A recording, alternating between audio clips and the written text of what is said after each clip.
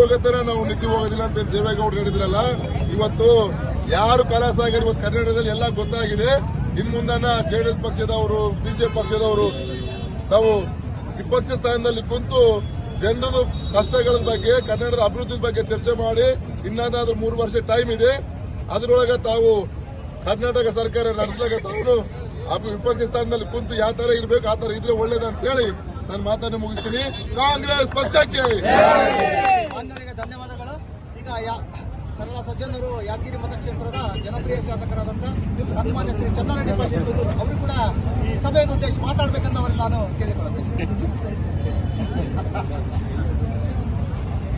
ಜಿಲ್ಲಾಧ್ಯಕ್ಷರಾದ ಬಸರೆಡ್ಡಿ ಅವರೇ, ಬ್ಲಾಕ್ ಅಧ್ಯಕ್ಷರಾದ ಮಲ್ಲಿಕಾರ್ಜುನ ಅವರೇ, ಲಕ್ಷ್ಮಣರೆಡ್ಡಿ ಅವರೇ, ಪುರಸಭಾ ಸದಸ್ಯರೇ,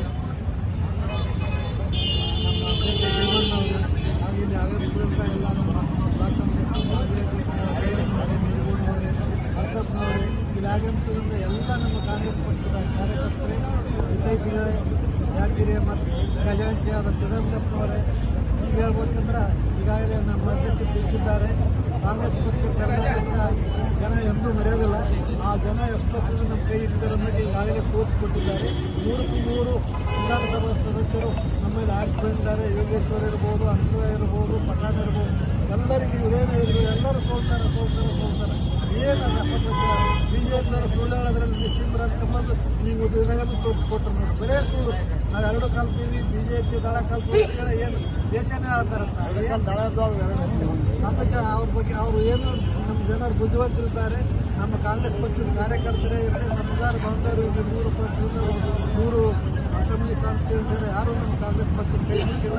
ಅವರೆಲ್ಲರೂ ನಮ್ಮನ್ನು ಆರಿಸಿ ಬಂದಾಗ ಮೊದಲ 3 ಪಕ್ಷದ ಮತದಾರ ಬಂದವರಿಗೆ ಧನ್ಯವಾದಗಳು ಹೇಳ್ತೀವಿ. ಆಮೇಲೆ ಯೋಗೇಶ್ವರ ಅವರಾದ್ರೂ ಅಷ್ಟೇ ಒಳ್ಳೆ ಮನುಷ್ಯರು. ಅಷ್ಟೆಲ್ಲ ನೋಡಿನೇ ನಮ್ಮ ಸಿದ್ದರಾಮಯ್ಯನವರಾಗಲಿ, DK ಅವರಾಗಲಿ, ನಮ್ಮ ಖರ್ಗೆ ಸಾಹೇಬರು ವಿಚಾರ ಮಾಡಿ ಟಿಕೆಟ್ ಕೊಟ್ಟಿದ್ದಾರೆ. ಅದಕ್ಕೆ ನಮ್ಮ ಕಾಂಗ್ರೆಸ್ ಪಕ್ಷದ ಪಂಚ ಗ್ಯಾರಂಟಿ ಸಿದ್ದರಾಮಯ್ಯನವರು ಮಾಡಿದ್ದು ಎಲ್ಲ ನಮ್ಮ ತಾಯಿಯವರಾಗಲಿ, ಎಲ್ಲ ನಮ್ಮ ಮತದಾರ ಬಂಧುಗಳು ನಮ್ಮನ್ನು ಕೈ ಹಿಡಿದು ಆರಿಸಿ ತಂದಾರೆ. ಅದೆಲ್ಲಷ್ಟು ಮಂದಿಗೂ ಮತ್ತು ಕರ್ನಾಟಕ ಸರ್ಕಾರ ಈಗಾಗಲೇ ಹೇಳಿದಾಗ ಬಿಜೆಪಿ ಮುಂದಾದರೂ ಸುಮ್ಮನೆ ಇಲ್ಲದೊಂದು ಸುಳ್ಳು ಫೋಕಸ್ ಹೇಳಲಾರದೆ ಅಭಿವೃದ್ಧಿ ಕಾರ್ಯಕ್ಕೆ ಅವರು ಮಹತ್ವ ಕೊಡಬೇಕು. ಮತ್ತು ಮುಂದೆ ನಮ್ಮ ಸರ್ಕಾರಕ್ಕೆ ಅವರು ಕೈ ಜೋಡಿಸಿದಲ್ಲಿ ಕರ್ನಾಟಕ ಸರ್ಕಾರ ಅಭಿವೃದ್ಧಿ ಮಾಡಲಿಕ್ಕೆ ನಮಗೆಲ್ಲ ಅನುಕೂಲ ಆಗ್ತದೆ. ಸುಮ್ಮನೆ ಹೇಳಿ ಯಾರು ಜನ ಮನಸ್ಸು ಕೆಡಿಸಿದ್ರು ಜನ ಏನು ಅವರಿಂದ ಹೋಗೋದಲ್ಲ. ಜನ ಎಷ್ಟೊತ್ತಿದ್ರು ಕಾಂಗ್ರೆಸ್ ಪಕ್ಷ ಕೈ ಬಿಡೋದಲ್ಲ, ಸಿದ್ದರಾಮಯ್ಯನವರು ಕೈ ಬಿಡೋದಿಲ್ಲ, ಶಿವಕುಮಾರವರು ಕೈ ಬಿಡೋದಿಲ್ಲ ಅಂತ ತೋರಿಸ್ಕೊಟ್ಟಾರೆ. ಎಲ್ಲರಿಗೂ ನಮ್ಮ ಕಾಂಗ್ರೆಸ್ ಪಕ್ಷದ ಕಾರ್ಯಕರ್ತರಿಗೆ, ಹಿಂದೂರಿಗೂ, ಕರ್ನಾಟಕ ಜನತೆ ಎಲ್ಲರಿಗೂ ನಮಸ್ಕಾರ.